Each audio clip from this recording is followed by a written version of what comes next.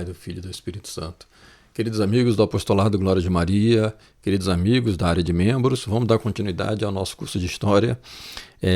Na última aula sobre reis da França, nós falamos sobre dois grandes reis da França, que foi o Filipe II, Filipe Augusto, esse que consolidou, o território francês, e com ele nasce o sentimento de nacionalismo francês, que nós vamos ver depois, explodindo isso na Guerra dos 100 Anos, que vai ser uma consequência da formação da ideia nacionalista na França, no povo francês. E assim a gente pode dizer que a partir daí começa verdadeiramente a França, a história da França, propriamente dita, como Estado-nação. É lógico que a ideia de Estado-nação é uma ideia posterior, mas aqui já começa esse sentimento de identidade nacional.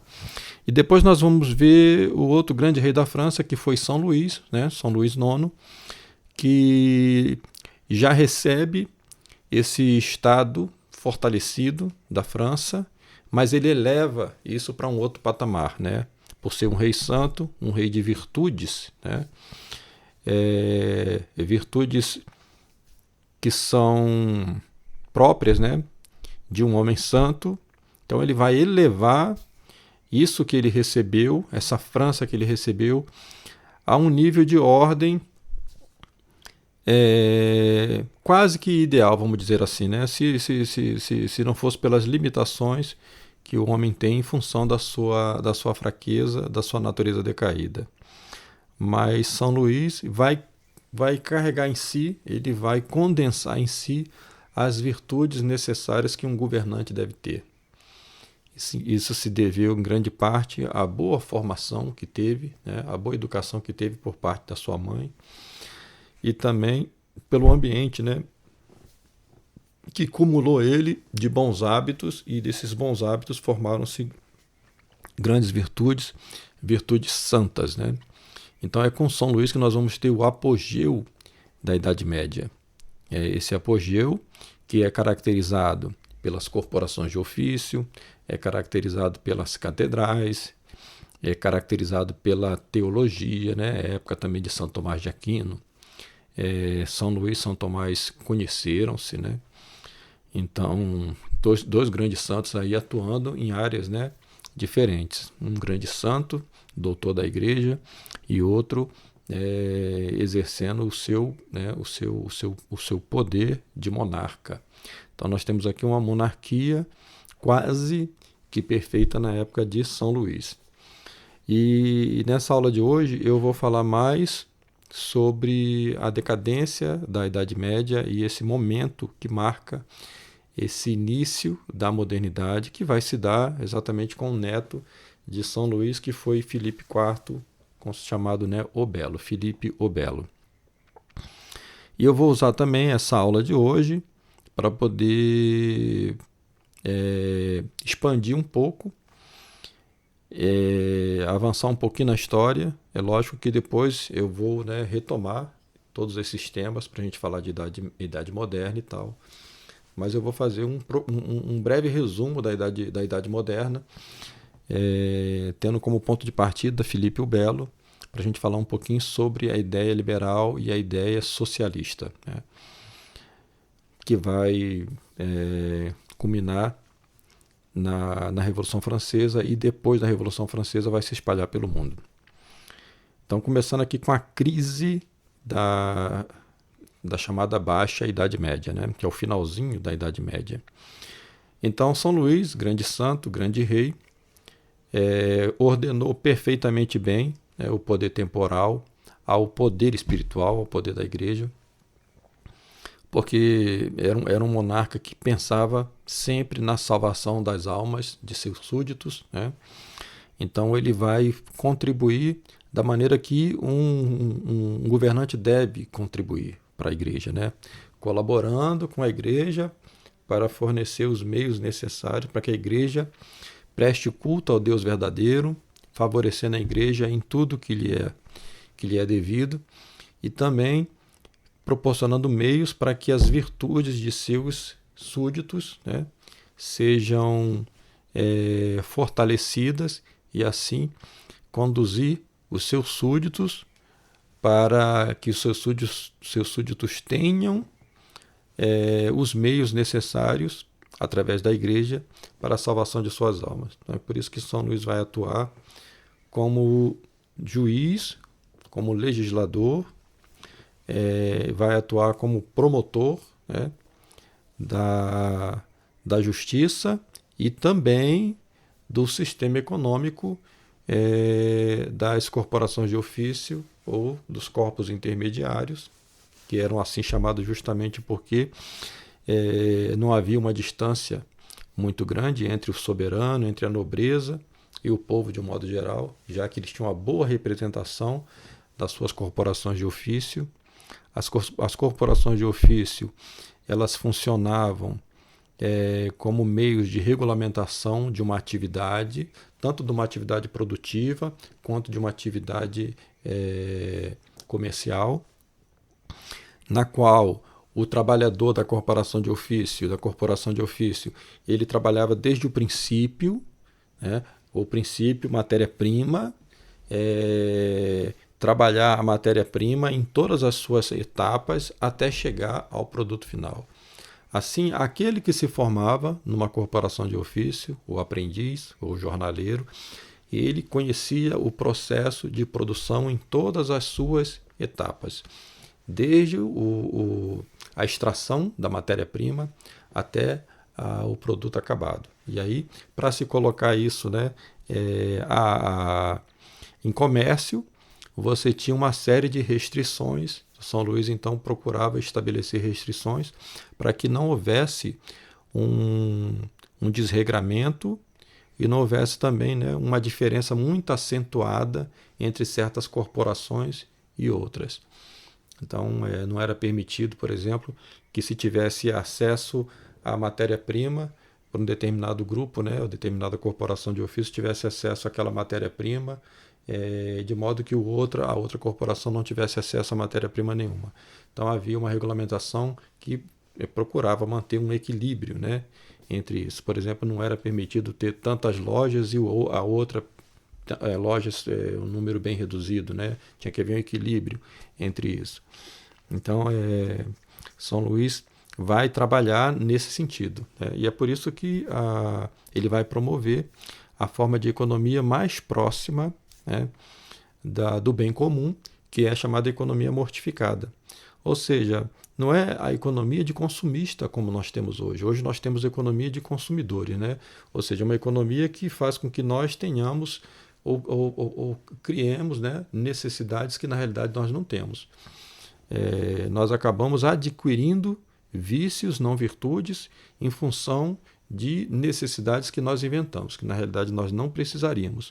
Na Idade Média, é claro que se buscava consumir aquilo que fosse de necessidade mesmo. Não havia necessidade de se criar, né, uma dependência àquilo que não era um bem, né, necessariamente dito, como hoje, né? Hoje nós temos bens de consumo que são bens que na realidade não fazem bem, né? E muito pelo contrário, né, nos tornam dependente de um sistema de reprodução daquilo que é descartável, né? Daquilo que não é durável. As coisas produzidas numa corporação de ofício eram bens duráveis, eram coisas que eram feitas para uma vida toda, né? Hoje, se você compra um eletrodoméstico, se você compra um móvel, o que seja, ele é feito para não durar, ele é feito para acabar rápido, para que você, né, tenha a necessidade de consumir mais e mais e mais. Então já existe, né, um mecanismo que já é desenhado para que no futuro aquilo tenha que ser substituído. Às vezes, por a carência de uma peça, você não consegue mais encontrar aquela peça compatível com aquele aparelho que você tem, então você é obrigado a comprar um outro aparelho, né? Quando na realidade você bastaria trocar uma peça. Então hoje o modelo de economia que nós temos não é mortificado, é um modelo de economia de exploração de necessidades inventadas, que nós não temos, o que nos torna consumistas, né? Então, como é que acontece essa transição dessa Europa cristã, né, no auge aqui, com São Luís, a época de São Tomás de Aquino, a época das catedrais, né, e como é que nós chegamos a uma decadência tão rápida assim, né? Talvez seja porque Deus quis mostrar que o paraíso não é nesse mundo, né? Então, o que chegou mais perto de ter uma ordem da maneira como o Nosso Senhor quis que fosse estabelecido aqui, seu reino, né? Ou seja, um Estado ordenado à igreja e ambos contribuindo para a salvação das almas. O mais próximo que nós tivemos foi aqui nesse período. E muito rapidamente a coisa vai cair.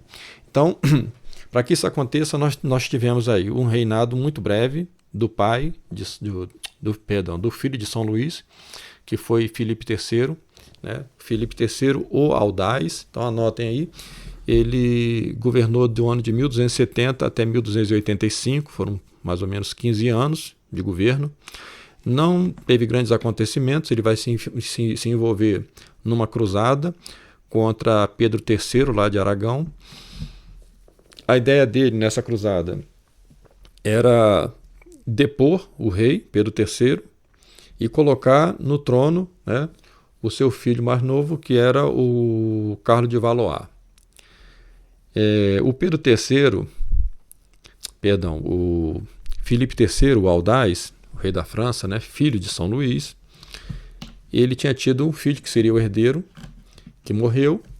O segundo filho dele era Filipe, que vai ser o Filipe o Belo, esse que vai ser o rei da França, e o outro filho, que era o Carlos de Valois, que era para ser este rei lá de Aragão, com a deposição de Pedro III. Mas essa cruzada vai ser um fracasso, vai haver uma epidemia de tifo, que vai destruir praticamente o exército todo, né, do Filipe III. Inclusive, o Filipe III morre também vítima dessa epidemia de tifo, né? Mas antes de ele morrer, eles vão sofrer uma derrota fragorosa.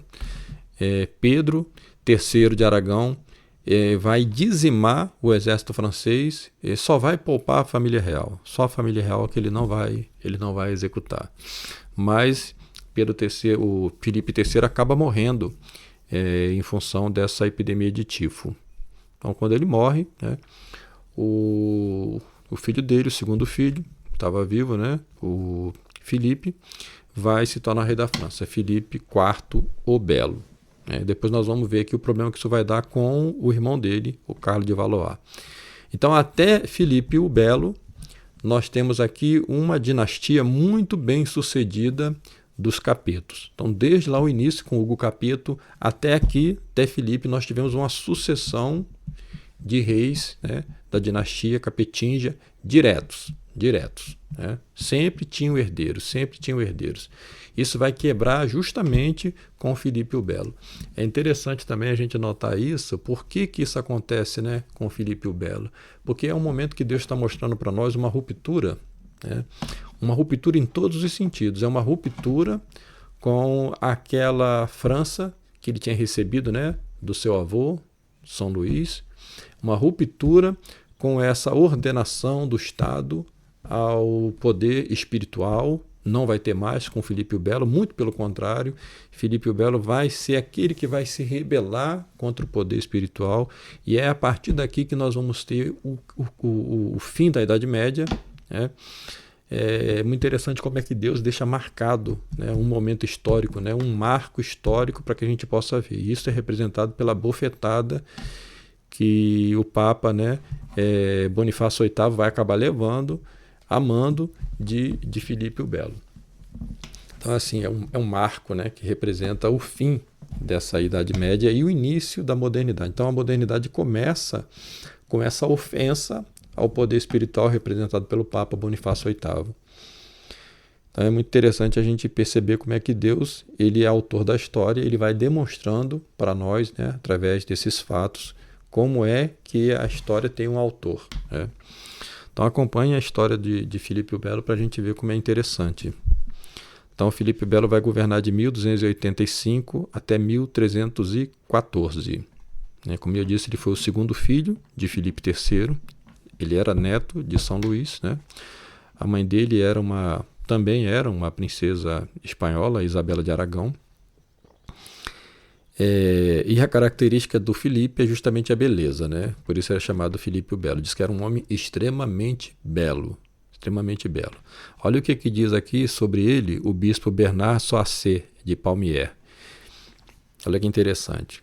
O homem mais belo do mundo, mas não sabe se não olhar as pessoas fixamente sem falar. Não é homem nem fera, é uma estátua. Então, essa aqui é uma característica do caráter também de Filipe o Belo. Além da aparência física, né, que era descrito como um homem extremamente belo, mas também um homem extremamente frio, de poucas palavras, né, praticamente não falava quase nada, e só com olhar, né, um olhar duro. Por isso é que o bispo Bernardo fala com ele como se fosse, né, uma estátua, né? Bom, mas o que o Filipe o Belo vai fazer de diferente do avô dele, de São Luís? Bom, São Luís promoveu a justiça, né, ordenada a Deus, promoveu uma economia sóbria, uma economia mortificada, e justamente por quê? Porque o objetivo do rei deve ser o de promover, facilitar os meios para a salvação das almas. O Filipe o Belo vai fazer justamente o contrário. Ele vai começar essa praga, né, vamos chamar assim, mais claramente, que vai se espalhar por toda a Europa e, lamentavelmente, né, vai chegar até os dias de hoje quase que como que triunfante, que é o chamado naturalismo. Então, o que é o naturalismo? O naturalismo é quando você reduz a nossa existência apenas à existência do homem, você reduz ela apenas a esse próprio mundo. O naturalismo, ele é o pecado de Lúcifer. Porque, veja bem, todas as criaturas possuem a natureza. Essa natureza das criaturas angélicas e das criaturas humanas, ela, por si só, não basta. Ela precisa ser elevada à ordem sobrenatural. Para que, assim proporcionada à ordem sobrenatural, possam gozar da beatitude eterna. Os anjos, para isso, passaram por uma prova. E uma legião de anjos, né, não conseguiu passar por essa prova. Por quê? Porque seguiram Lúcifer, o maior de todos os anjos, né? Lúcifer, ele se recusava a ter essa sobrelevação da sua própria natureza, porque ele queria ser como Deus. Então, o pecado de Lúcifer foi o naturalismo, ou seja, a minha natureza basta, eu não preciso da ajuda divina. Esse mesmo pecado vai ser repetido pelos homens. O pecado, a queda do homem, o pecado original, se dá também pelo naturalismo. Quando o homem ele decide comer a árvore da ciência do bem e do mal, o que ele está dizendo é isso, né? Eu não preciso da graça divina. Onde eu posso ir sozinho pelos meus próprios meios. Então é o pecado naturalismo.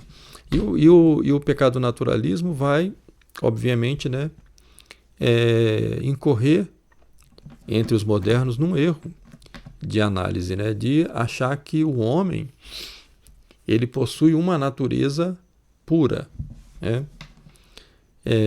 A essência da fé cristã é justamente a redenção, porque para nós o pecado original ele provocou a queda. O homem vivia num estado de justiça. No estado de justiça, o homem não estava num estado de natureza pura, porque ele recebia o influxo da graça, então a sua natureza já era sobrelevada por esse influxo da graça, por isso é que estava no estado de justiça. Depois que ele comete o pecado original, ele cai, então ele passa a ter uma natureza decaída. Então, um homem em estado de natureza pura, propriamente dita, nunca existiu. No paraíso, o estado de justiça. Depois da queda, é o estado de natureza decaída. E depois, com a vinda de Nosso Senhor, o estado de natureza redimida. Então, por isso, nós precisamos desse Redentor. É através do sangue de Nosso Senhor, através do sacrifício do Calvário, que nós recebemos os meios para que nós tenhamos, então, recebamos novamente a graça santificante, sem a qual é impossível nos salvarmos, sem a qual é impossível estarmos diante de Deus. E Nosso Senhor continuou a sua paixão, o seu sacrifício através da igreja. Então, a igreja foi instituída por nosso Senhor Jesus Cristo para fazer a continuação da sua obra de redenção, através dos sacramentos.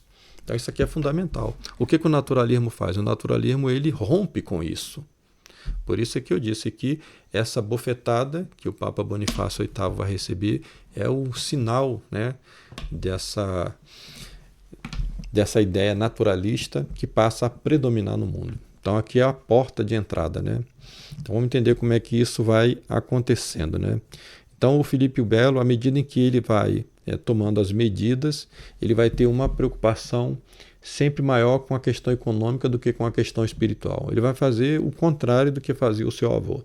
Quando seu avô tinha uma preocupação com as questões espirituais e ordenava o Estado, as finanças, né, a política, a justiça a isso, o Filipe Belo vai fazer o contrário. Ele vai ordenar tudo às finanças, tudo vai ser voltado para as finanças. E ao fazer isso, ele vai romper com a Idade Média de várias maneiras também, porque ele vai passar da maior preponderância à burocracia, ou seja, ele vai nomeando oficiais de Estado e vai afastando a nobreza, que vai deixar a nobreza bastante descontente, e é isso que vai dar início ao sistema absolutista que nós vamos ver depois lá, chegando ao seu apogeu com Luís XIV.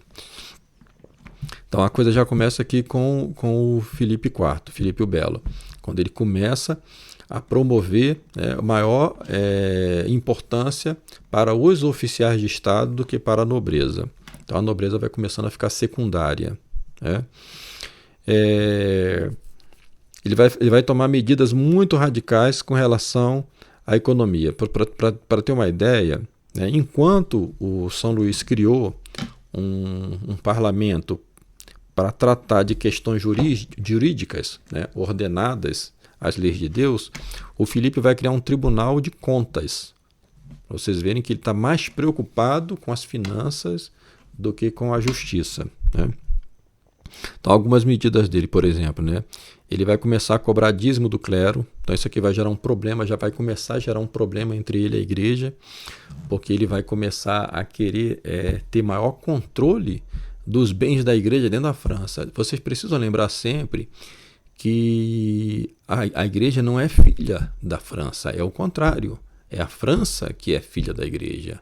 E é por isso que a igreja tinha propriedades na França, e essas propriedades da igreja na França eram inalienáveis, elas pertenciam à igreja, porque a igreja veio antes da França. É a igreja que é a mãe da França. E é por isso que a igreja tinha direitos e prerrogativas dentro da França, dentro de qualquer outro país. A igreja tinha, e deveria ter sempre, porque a igreja é mãe das nações. Mas o Filipe o Belo começa a inverter isso. Então ele começa a colocar o Estado acima da igreja. É por isso que aqui também está o nascimento do cisma do Ocidente, dos papas de Avignon, e aqui também vai estar o início da Guerra dos 100 Anos, e aqui também vai estar o início do galicanismo. Vocês vão vendo que tudo aí vai estar, é uma consequência desse naturalismo que vai começar a ser praticado por Filipe o Belo. Então vocês entenderam a ideia de naturalismo, A ideia de naturalismo é dizer assim, não precisamos de redentor, A natureza do homem basta por si mesma. Isso é que é a essência do naturalismo. Então nós vamos ver que é nisso daí que vai estar a gênese do sistema capitalista, liberal, e também do sistema socialista e a gênese do comunismo, que nós vamos falar um pouquinho também nessa aula depois. E não é por acaso que esse período também do Filipe o Belo é o período em que você vai ter a ascensão dos banqueiros, né? Tanto dos banqueiros judeus, Filipe o Belo vai fazer aliança, né, com os burgueses, com os comerciantes, em detrimento das corporações de ofício, né? Porque ele precisa de financiamento para suas guerras. Nessa época ele está em guerra constante, principalmente com o rei da Inglaterra. Depois ele vai, né, tentar estabelecer uma paz com o rei da Inglaterra. Nós vamos ver que isso vai acabar dando um grande desastre depois. E é aqui que acontece também, né, a perseguição aos cavaleiros templários. Então, muita gente associa o nascimento da maçonaria aos cavaleiros templários. Então, vamos falar um pouquinho sobre a Ordem dos Templários. A Ordem dos Templários foi criada lá naquele movimento, né, da Primeira Cruzada. Após a Primeira Cruzada, nós vamos ter o estabelecimento da Ordem dos Cavaleiros Templários, cujo objetivo inicial, né, era proteger ali os acessos à Terra Santa. Os peregrinos que faziam as peregrinações, né, até a Terra Santa, então os templários protegiam eles durante essa peregrinação. Essa era a função dos Cavaleiros Templários. Eles vão ter esse nome justamente porque depois da Primeira Cruzada eles vão se apossar daquela mesquita que fica lá no monte, né, onde ficava o Templo de Jerusalém, e ali eles vão fazer então o templo, né, o Templo dos Cavaleiros. Por isso que vai se chamar então os Cavaleiros Templários. Então, inicialmente, a ordem ela protegeria os peregrinos, né, as estradas, né, até chegar à Terra Santa. Com o tempo, essa ordem foi adquirindo muito prestígio e, através de muitas doações que recebia, muitos nobres morriam sem deixar herdeiros, faziam as doações, né, para a Ordem dos Cavaleiros Templários, de modo que eles foram ficando muito ricos.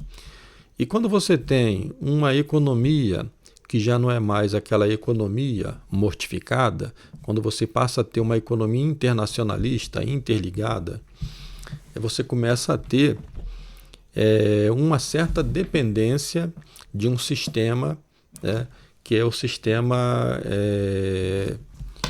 de usura, de empréstimo e de bancos. Então, os templários, juntamente com as famílias de banqueiros italianos e com os judeus, eles vão ser os grandes banqueiros da Europa nessa época. Por um lado os templários, por outro lado os judeus, por outro lado as famílias daquelas comunas italianas. Vão ser os grandes, né, pais do sistema capitalista. Então, é por isso que muita gente associa a origem da maçonaria aos templários. De fato, há uma relação porque os templários eles se corromperam. A ordem começa no final da Primeira Cruzada. Aqui nós já estamos aqui, né, no finalzinho do século XIII para o início do século XIV, com Filipe o Belo, quando vai acontecer a supressão da Ordem dos Cavaleiros Templários. E nós vamos ver que, em algum momento, os templários eles foram assumindo não só essa questão das finanças, da prática de usura, mas também a própria doutrina cabalista dos seus mentores, né? Então, por algum meio, por alguma via, a doutrina cabalista entrou dentro da Ordem dos Templários. Então, eles praticavam, né, secretamente, ocultamente, né? Isso vai levar um choque com a igreja, e o choque que eles vão ter com o rei da França, o Filipe IV, não é tanto por essa questão do ocultismo, mas é mais pela questão econômica, pela questão comercial. É claro que a questão ocultista representava um problema, porque nós estamos falando de uma França católica, né?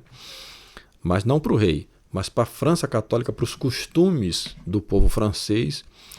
Você ter uma ordem religiosa muito rica e muito poderosa, que ao mesmo tempo promove, né, uma doutrina contrária à doutrina de Cristo, era algo muito ruim. Então é por isso que os templários vão acabar sendo, né, suprimidos e vão ser queimados na fogueira, né?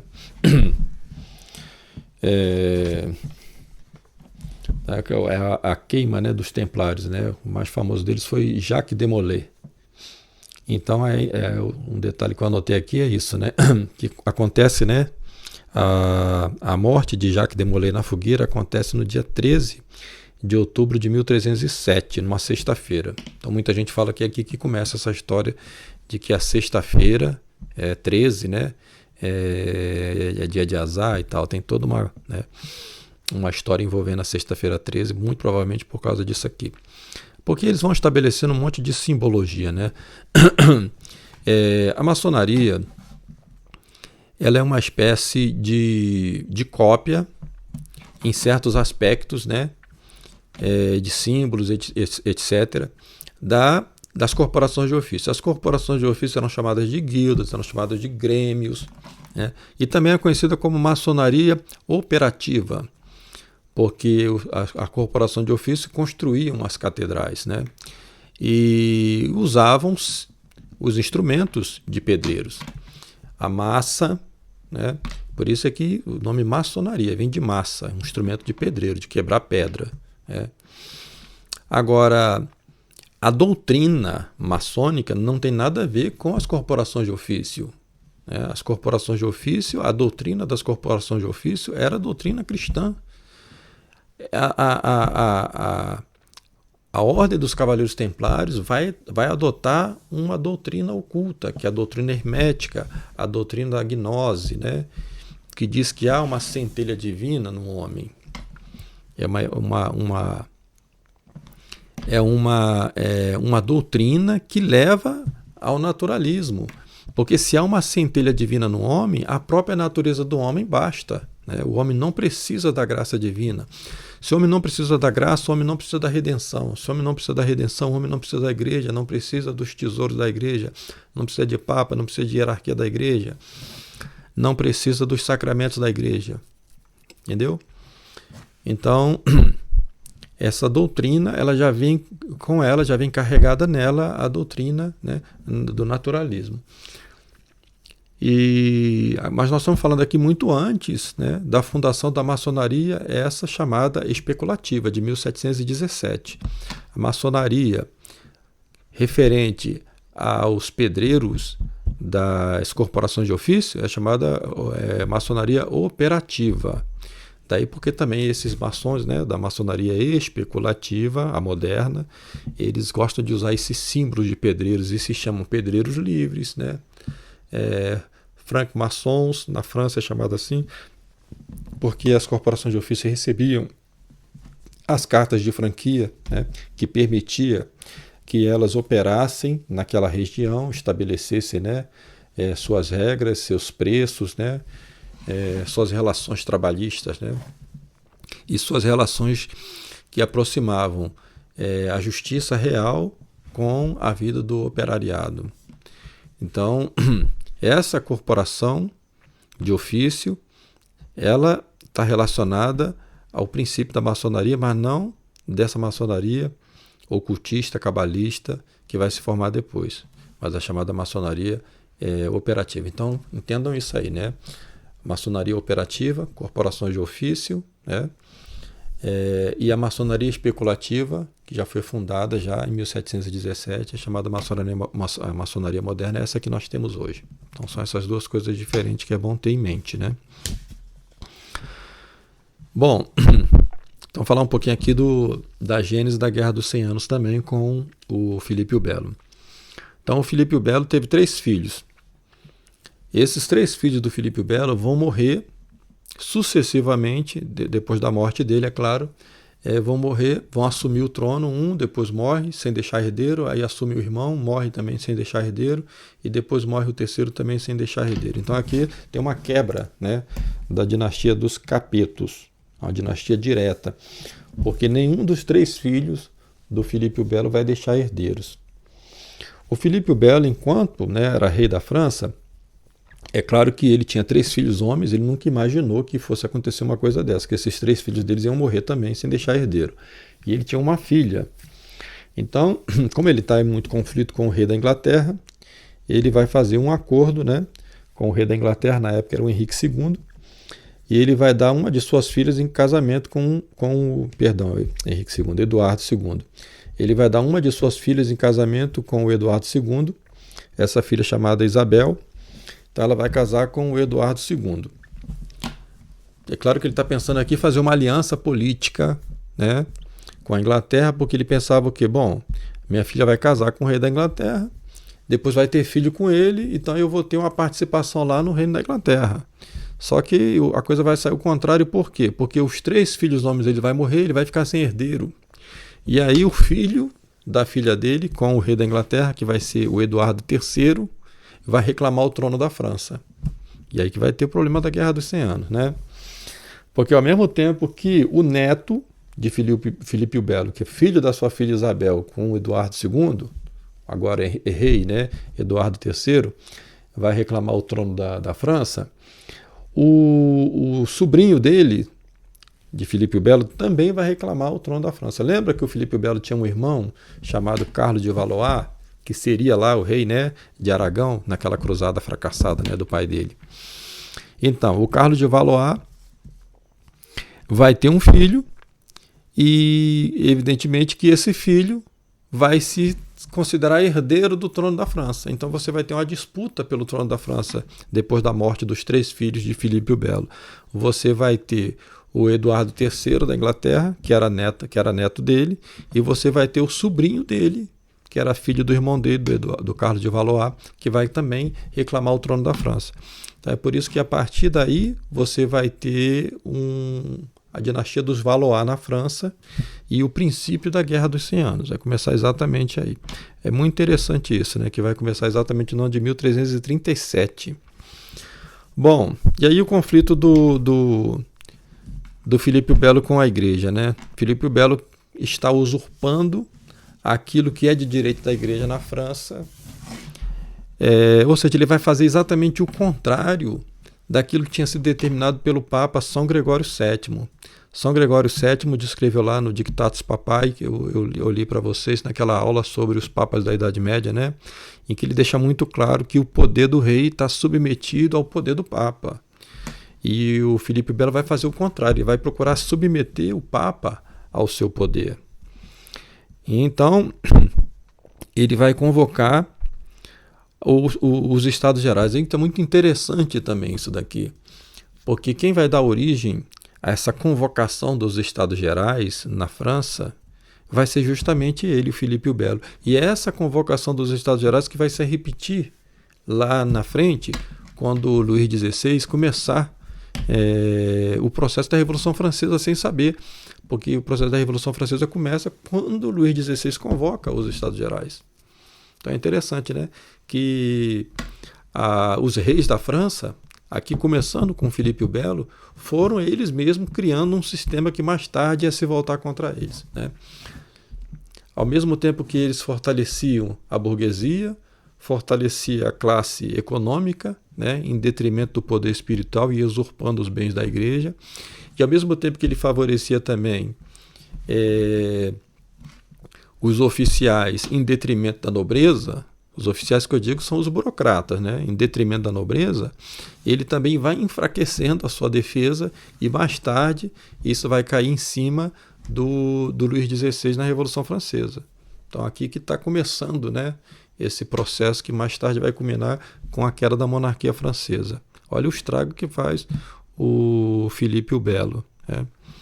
Então o Filipe o Belo vai fazer a convocação dos Estados Gerais, aqui é uma gênese, né, dos Estados Gerais, e justamente para procurar reivindicar maior poder sobre as finanças da igreja na França. E aí que ele vai começar a entrar em choque com o Papa Bonifácio VIII.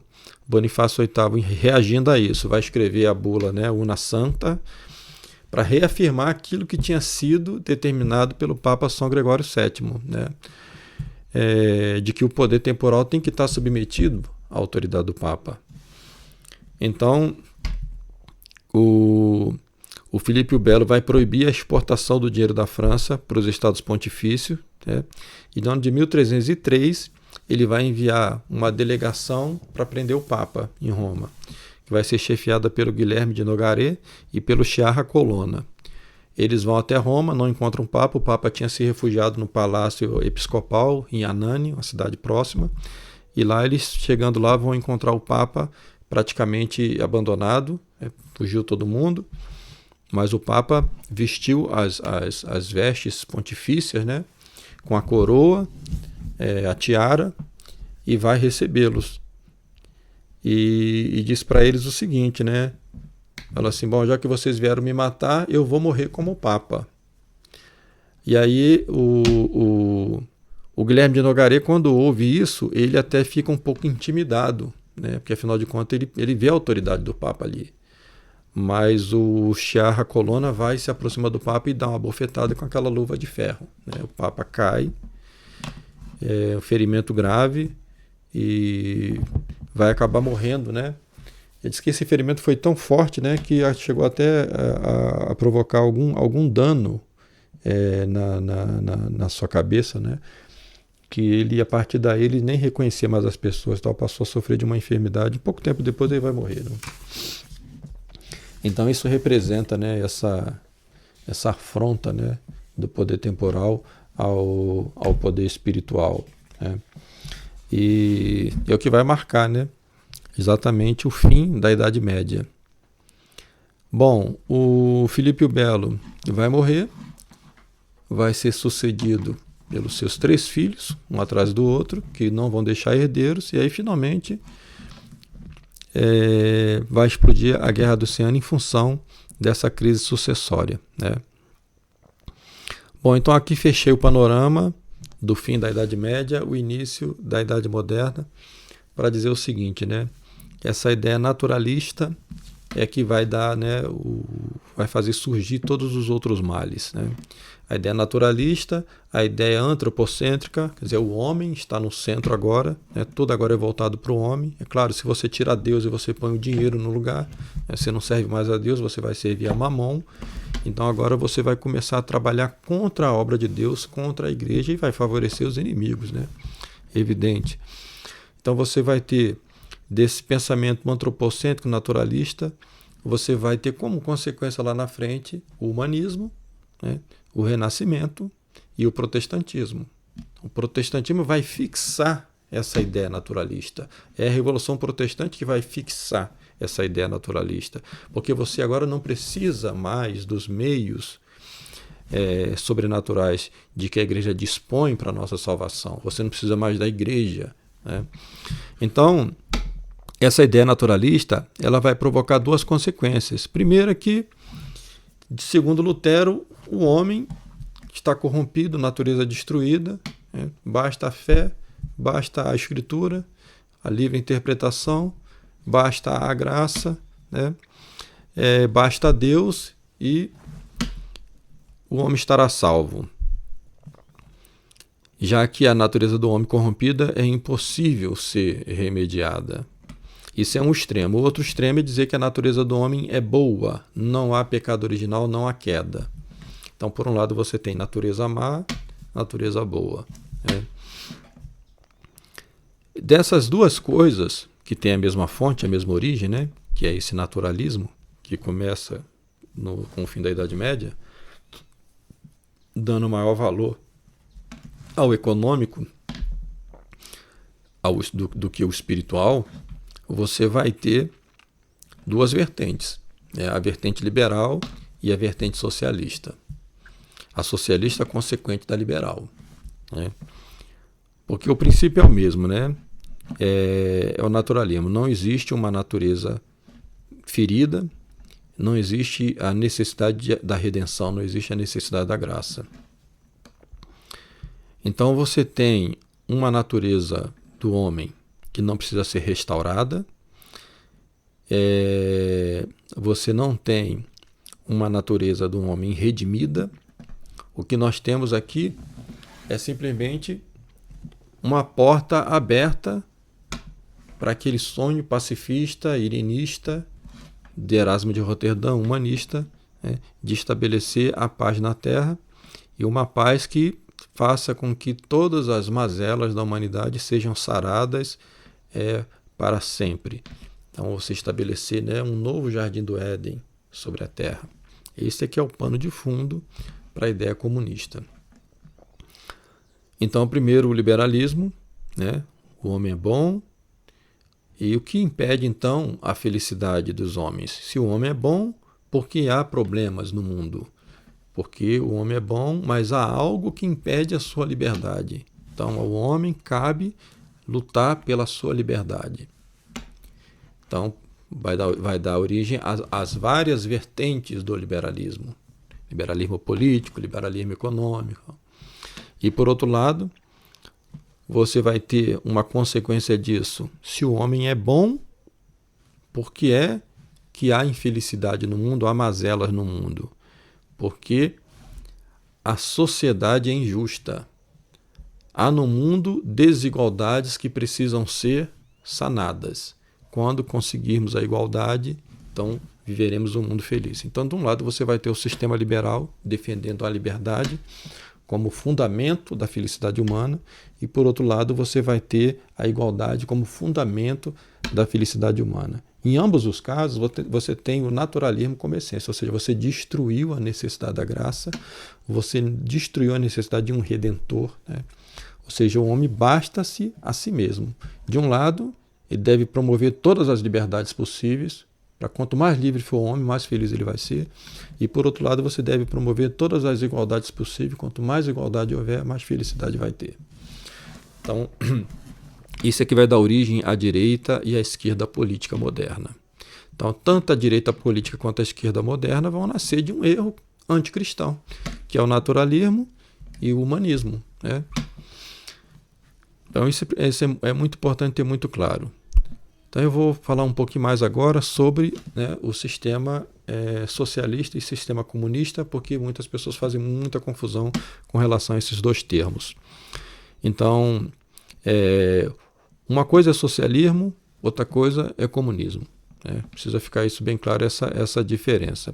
Então, o socialismo é um sistema político baseado na ideia de que deve se promover uma igualdade. Para se promover uma igualdade, você necessita de um Estado forte, de um Estado interventor, que crie políticas que ajuste, né, essa sociedade, para que essa sociedade ela chegue a um determinado ponto de igualdade plena. Não haja mais as divisões sociais. O sistema liberal é o contrário, né? O sistema liberal promove a desigualdade porque promove competição, porque quanto mais competição, mais livre é, né? Mais livre é o homem. O homem precisa de ter um Estado mínimo, não um Estado forte, como no caso socialista, mas um Estado mínimo. Daí a política neoliberal de privatização, ou quanto menos o Estado, né, intervier na economia, melhor será. Deixa a iniciativa privada agir por si mesma, né? A chamada mão invisível da economia, como dizia o Adam Smith, né? A economia, ela, como se fosse um organismo vivo, ela mesma se autorregulamenta, não precisa da intervenção estatal. E do outro lado, os socialistas, né, pregando um Estado forte, um Estado interventor para promover a igualdade. Bom, então essas duas coisas ficando claras, né? O comunismo, ele é uma coisa mais ampla. Ele não é exatamente um sistema político, né? Ele não é exatamente um sistema político. Quando o Papa Pio XI define na encíclica, né, Divino Redemptoris, falando sobre o comunismo, ele vai explicar a doutrina comunista, a doutrina, né, a essência do comunismo. Depois ele vai explicar esse comunismo prático que ele mesmo chama, né, de tipo bolchevique, que foi aquilo que triunfou na Revolução Russa. Então vamos chegar a isso daí. Karl Marx é um teórico, né, do comunismo, escreveu lá um manifesto comunista. Ele vai partir da ideia socialista, da ideia de igualdade, né, e para chegar a esse objetivo que é o comunismo. O comunismo seria como se fosse, né, uma espécie de finalização do sistema socialista. Então, o sistema socialista é um sistema político, mas que não tem um fim em si mesmo. O seu fim seria atingir esse comunismo. Então, outros socialistas bolaram outros sistemas para se chegar a esse comunismo, né, final. Esses autores foram chamados de utópicos, né? É o caso de Saint-Simon, é o caso de Robert Owen, porque se mostrou impraticável os sistemas que eles propunham, sistema de corporações, né, de fazendas, né, corporativistas, em que não houvesse circulação de dinheiro, em que a igualdade fosse promovida, né, de uma única vez, e que as pessoas trabalhassem em cooperação, né? Eu disse corporativismo, não, é cooperativas, perdão, palavra melhor, é cooperativas, sistema de cooperativas. As pessoas trabalhando cooperativamente, sem receber salário e consumindo aquilo de acordo com a sua própria necessidade. É claro que isso não funcionou, foi um tremendo fracasso, e aí o Marx vai pensar na ideia do socialismo científico, como se fosse uma espécie de fórmula que se aplica, e para provar que aquilo ali é científico, se você basta repetir a mesma fórmula que você vai ter o mesmo resultado. Então Karl Marx viu que não era possível se chegar a se passar do socialismo para o comunismo de uma única vez, como tentou os utópicos, né? Então ele pensou que seria melhor que houvesse uma espécie de transição de uma coisa para outra. Para isso ele vai usar uma análise que é chamada de materialismo histórico dialético. Então, segundo esse materialismo histórico dialético, Karl Marx e o Engels, né, que era o parceiro dele, a humanidade começa com uma espécie de comunismo primitivo. Comunismo porque não há propriedade privada. Tudo é comum a todos. Esse sistema de início da história humana seria para eles o paraíso. Seria o equivalente às sociedades tribais, aquelas sociedades que vivem, né, as sociedades aborígenes, como os índios viviam aqui nas Américas, né, sem noção de propriedade privada. Então esse é o ponto fundamental. Comunismo primitivo, né, quando não havia noção de família, não havia noção de propriedade privada e não havia noção de Estado. Por isso é que o Engels tem um livro, né, A Origem da Família, da Propriedade Privada e do Estado. Porque para ele, o Engels, e para o Marx, o pecado original foi justamente quando foi inventada a noção de propriedade privada. A noção de propriedade privada foi inventada a partir de que o homem inventou uma noção de família. Então, segundo eles, quando os homens viviam de forma poligâmica, ou seja, né, as mulheres não tinham maridos, não havia famílias, né, tudo era de todos. Estão entendendo? Tudo era de todos, inclusive as mulheres. Né?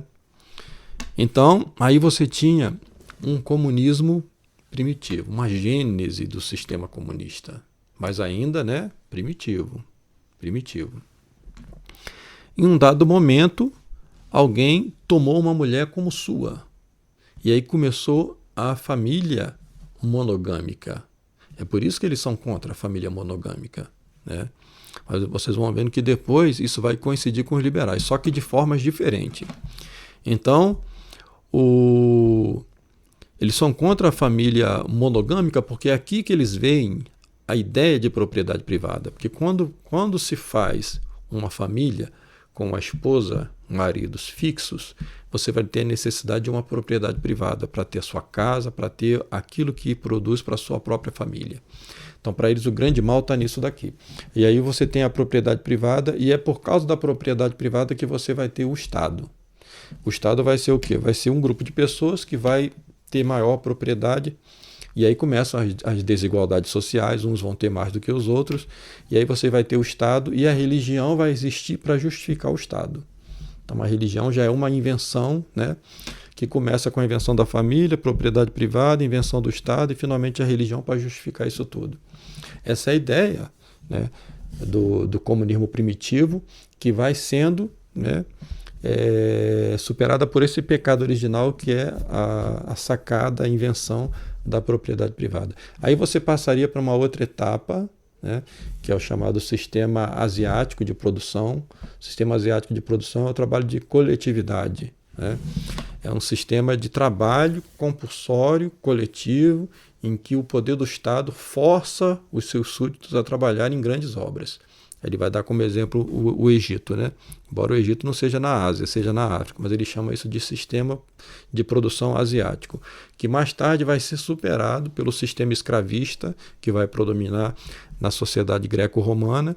Depois você vai ter a superação a chegar ao Estado feudal, o sistema feudal, o sistema da economia feudal, onde você vai ter uma supremacia da religião sobre a produção.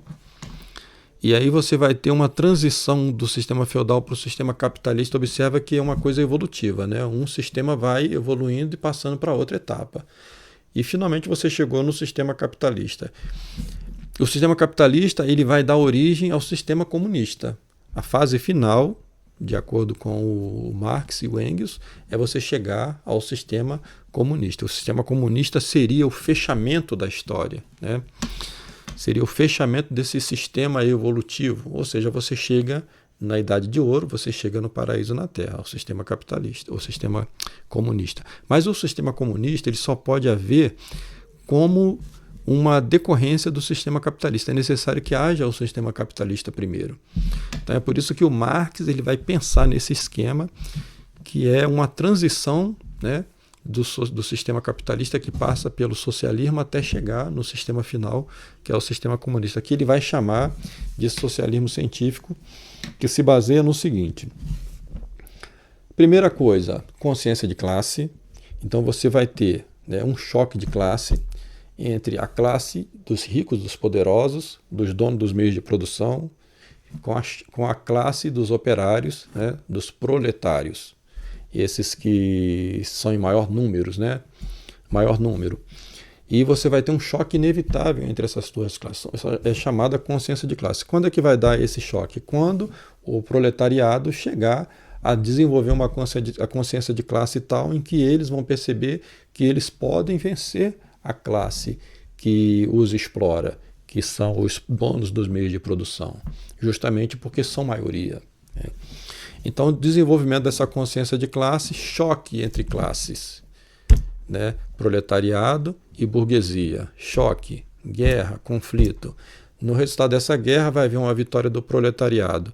E é aí que você entra com a fase de transição, que é, né, a chamada ditadura do proletariado.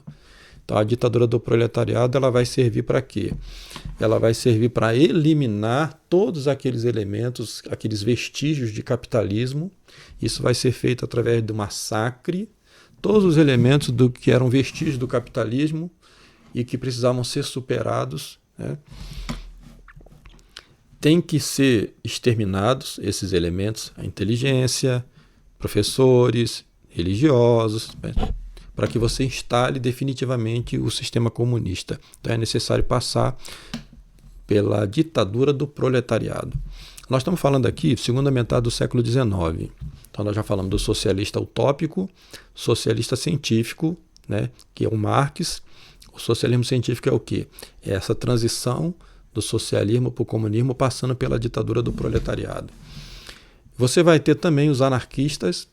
O anarquista ele propõe a passagem do capitalismo para o comunismo sem ditadura do proletariado, né?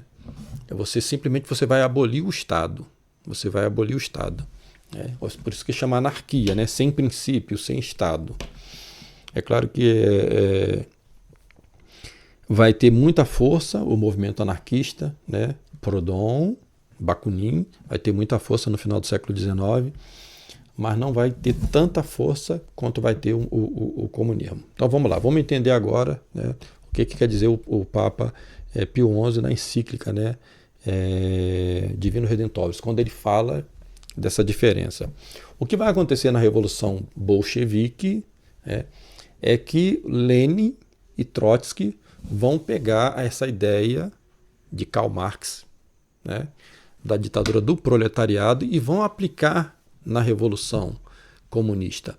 Essa Revolução Comunista ela vai se dar efetivamente em novembro de 1917. O que aconteceu antes, em fevereiro para março, foi o início da Revolução Russa, que é a primeira fase, que é chamada, né, o governo provisório. Mas a Revolução Comunista mesmo você vai ter com Lenin e Trotsky, que é a Revolução Bolchevique. Então é por isso que é bom a gente usar esse termo bolchevique para dizer o seguinte: o bolchevismo, em 1917, em novembro de 1917, é colocação em prática da ditadura do proletariado que Marx e Engels pensaram no século XIX.